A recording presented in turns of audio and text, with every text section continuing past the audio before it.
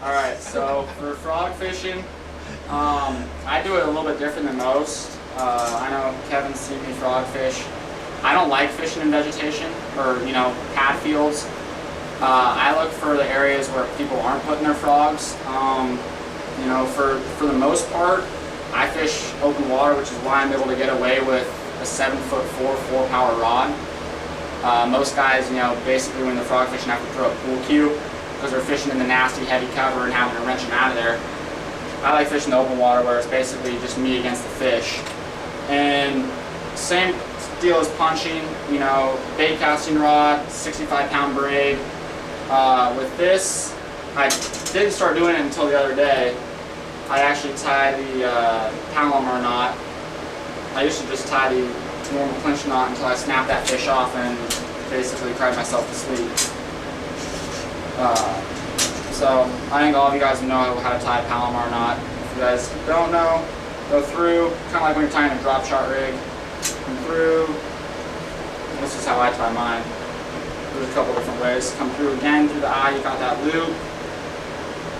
Overhand loop with that.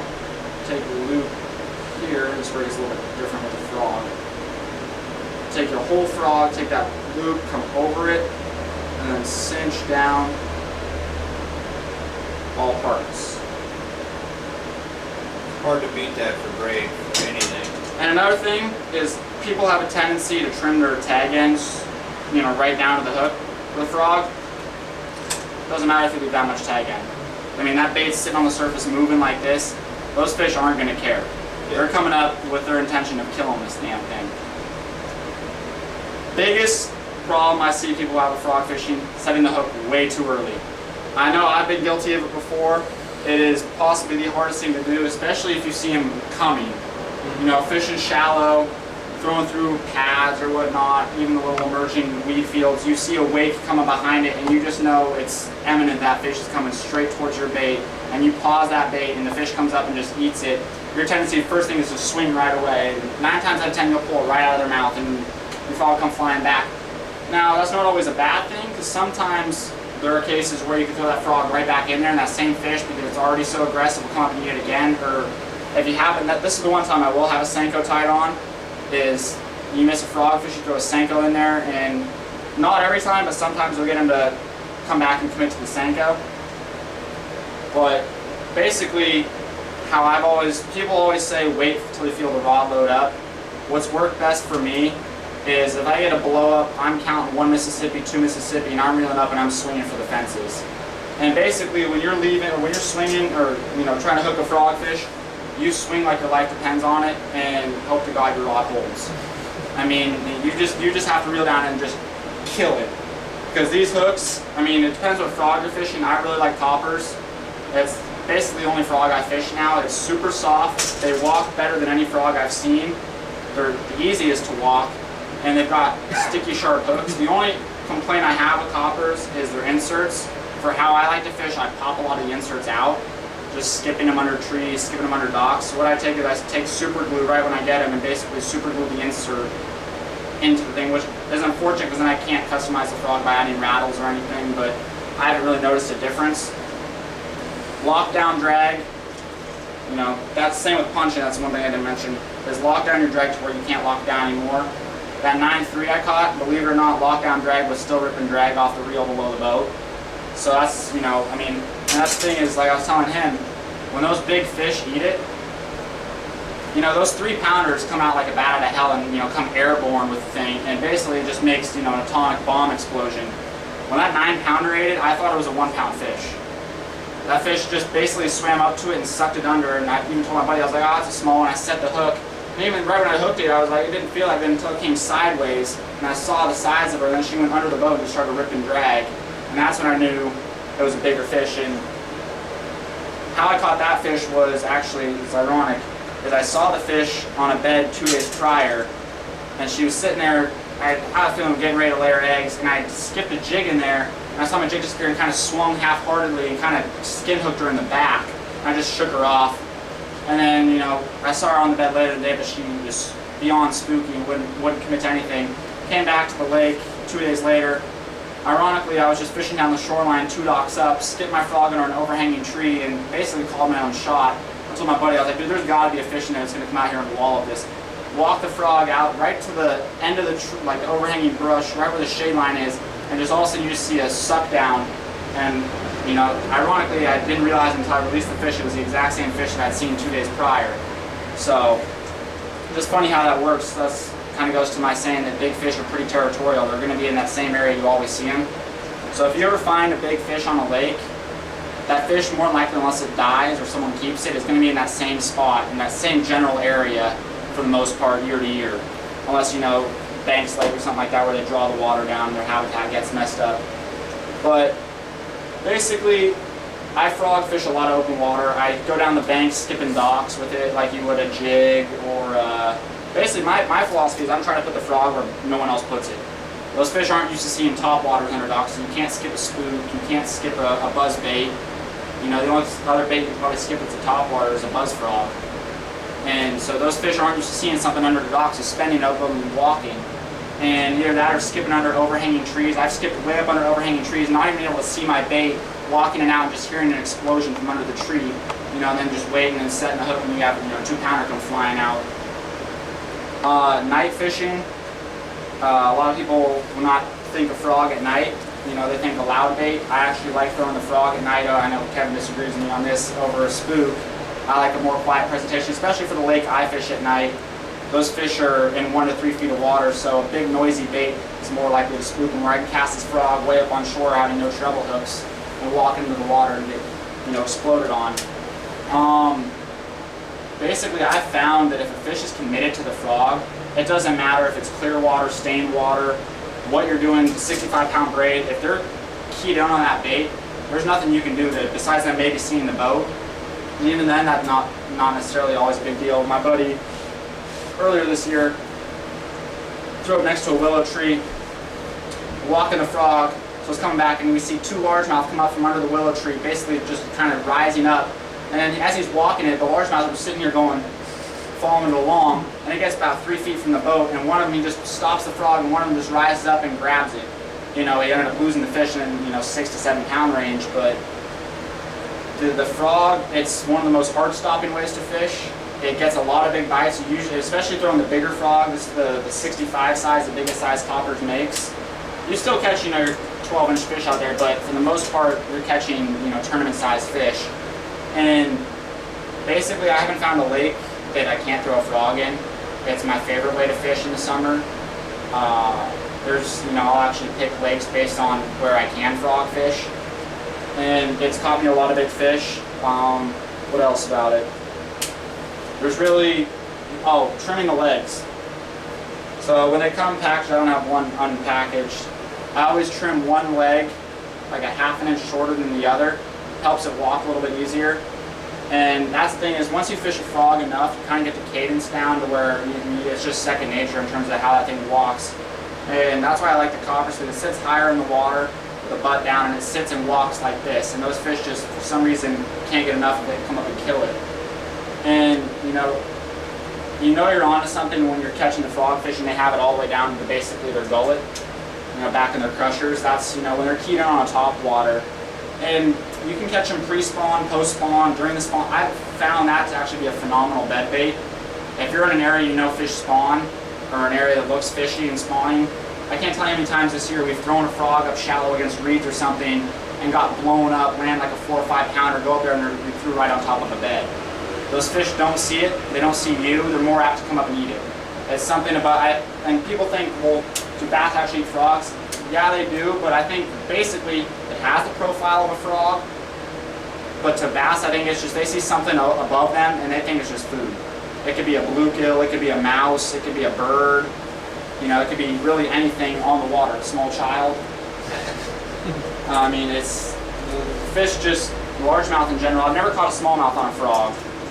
Based on, I mean, at least not on a hollow-bellied frog like that, but I know people that have, and it's based on frog fishing. You know, skipping with a bait caster can definitely help.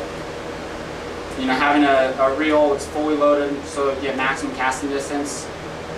And one thing I will say, if you hook a frog fish in nasty cover, and you're wrenching on them and you can't move them, don't keep wrenching on them, go in after them.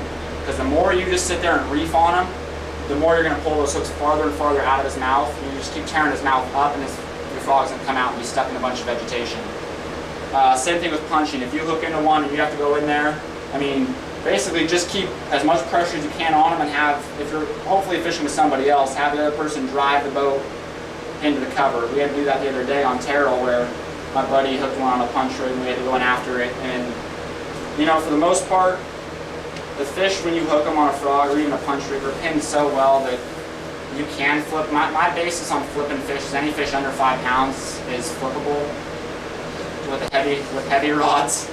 I wouldn't be doing it with a drop shot rod, but you know, with a meat stick like the 74, 744, I flipped, you know, 4 and 5 pounders, and it's just, you know, they're usually pinned so well you can just basically punch the hook out of their mouth.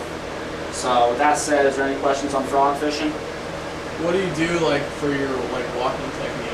Do you do like side to side? I've heard like you can reel just straight back in. You can, and that's usually where so basically the hollow belly frogs really come in handy when it's not super windy on the water.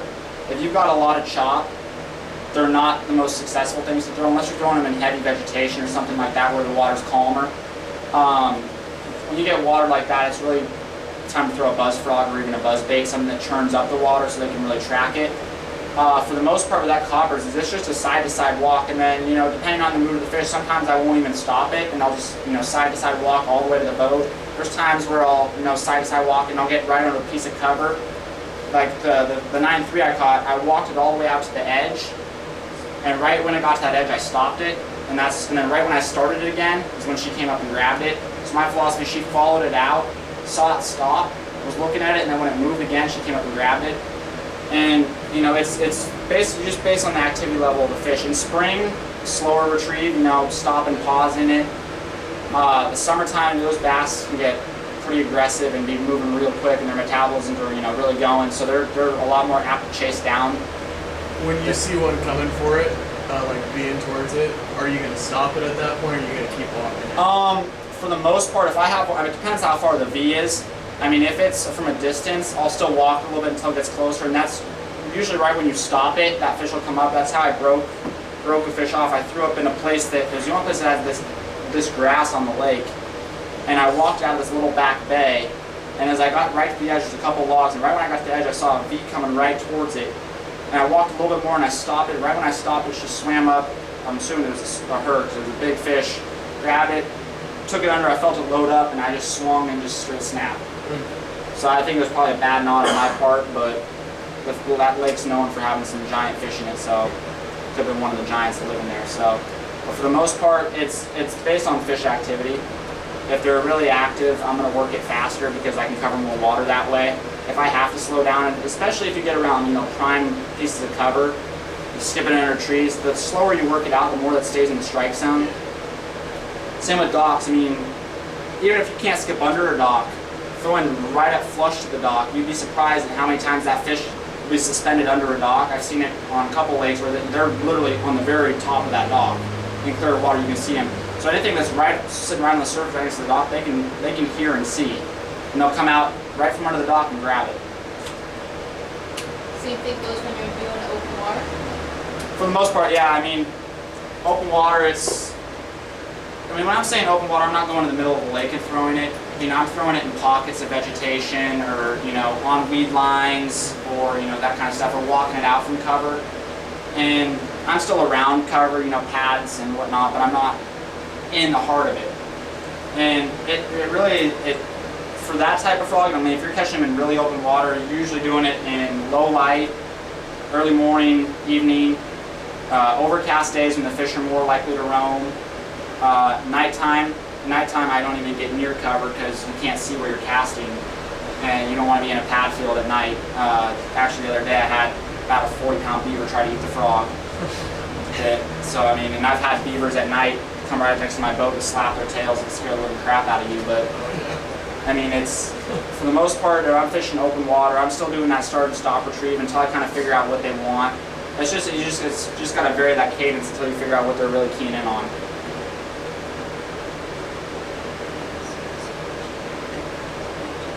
perfect. How late in the morning do you fish it all day? Yeah, that's it's kind of like that swim bait. If the conditions are right, I'll be throwing a frog all day. I mean, because you may not get a ton of bites, but the bites you will get. I can tell you right now, it's going to come in handy on a couple lakes we're going to be fishing in the next couple months. Because that frog's going to be tied onto my rod and probably in my hand half the tournament. Are you setting up the cast as far as you can with the frog when you're? Yeah, so I actually had to dial it back. Swim bait? I didn't have a full spool line, so I had no brakes on my reel. And I mean, I was emptying my spool on cast all the way down to my backing. Now that I have walking the dog at that distance either, no big deal. No, yeah, yes. I mean, that's the thing with is you have to throw braided line. Yeah. Because I mean, braid is the way with braid is it sits on the surface, so you're not having to pull the line from up under the water. So it's sitting on the surface already, so it's a lot easier to walk. Same with any top water, really. But the thing with the braid is, like you said, you get around vegetation, it cuts through vegetation, and in order for really to get the maximum power out of those hook sets, you need to have that, because the braid has no stretch. So in a long cast, I was at a trail the other day and made probably, I don't know, a 30-yard cast up in like 6 inches of water, walking it out, and there's a little bit of open water, then it just becomes a mat. And fish blew up on it in probably a foot of water, swung, hooked it, and then now I'm at the point where I'm in a boat 30 yards from the shoreline and I've got pounds and pounds of vegetation in front of me I have to pull this fish through. I mean, luckily it was only like a 3-pounder, so I was able to maneuver. If it was a bigger fish, I would have had gone after it. But I just basically kept pressure on it. My buddy's getting ready to pull the boat in, and slowly the fish is kind of coming up. And I think I pulled in probably 5 times the weight of vegetation than the fish weighed. But with braided line, like I said, I mean, the fish, obviously, I mean, in clear water they can see that, but like I said, if it's walking, they just see something moving above them and they're going to come up and grab it. And we've had some big fish eat it this year. I know probably the most phenomenal strike I've ever seen on a frog happened with my buddy when he caught his personal best at 8:13 a couple weeks ago. We were in that same willow tree, and he threw up right above the willow tree and was walking it over the willow tree, and up from behind it comes a wake. And I've never seen this before. It was almost like out of Jaws, the point where the guys are in the back of the boat, and you see the shark's head come out of water. So he's walking and he turns around, he's like, oh crap, oh crap, oh crap. So he sees the wake coming. I turn around just in time to see, I shit you not, a largemouth's head coming out of the water to where I'm looking this fish in the eye, and he's watching that frog from above water. And my buddy kills him, the fish swam up and grabbed it. And even with a lockdown drag, it depends on the lake. I haven't had many fish do it, but some fishes have such shoulders, especially when you get them in the higher weight ranges that even with a lockdown drag, Corrado has, I think, like 16 pounds of drag, and then it's still pulling line off of it. So. When you say lockdown, you had it all the way. Yeah, I mean, it's to the point where you can't crank it anymore. Take a pair of pliers. I mean, even then, that's. I mean, that fish is pulling drag off it. So